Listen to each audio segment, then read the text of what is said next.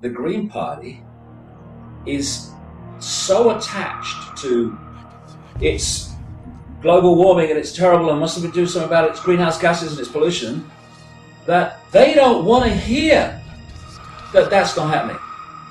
Because their reason for being is being challenged. The very reason that they sell themselves and they get their backing and support, they have to protect that.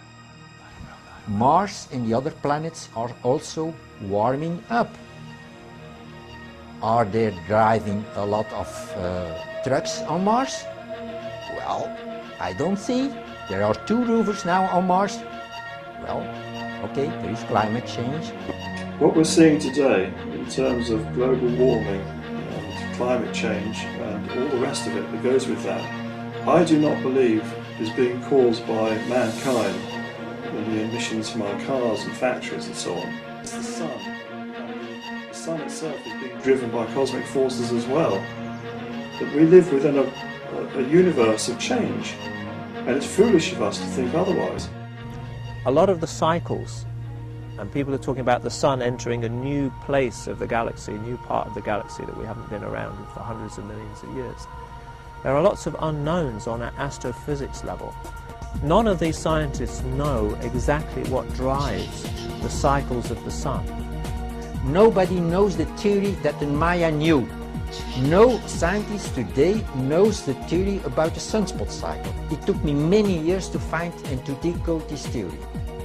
If there is one solar flare, 2.5 times bigger than the one from 1989 that destroyed the electric grid system in Canada, then the whole worldwide grid system will be completely shut down. In studies of geomagnetic reversals in the laboratory, they found that it would occur when the geomagnetic field weakens and reduces, and you would also get areas of inverted field breaking out in sort of odd areas.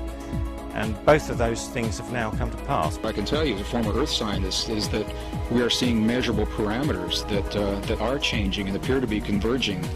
For example, the magnetic fields of the Earth are in rapid decline right now. They reached the peak about 2,000 years ago.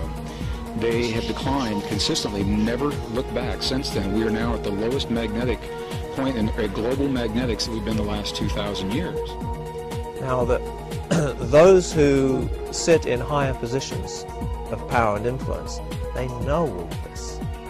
I have absolutely no doubt that they know about this. Whether it's disaster, or nirvana, depends on, where you are.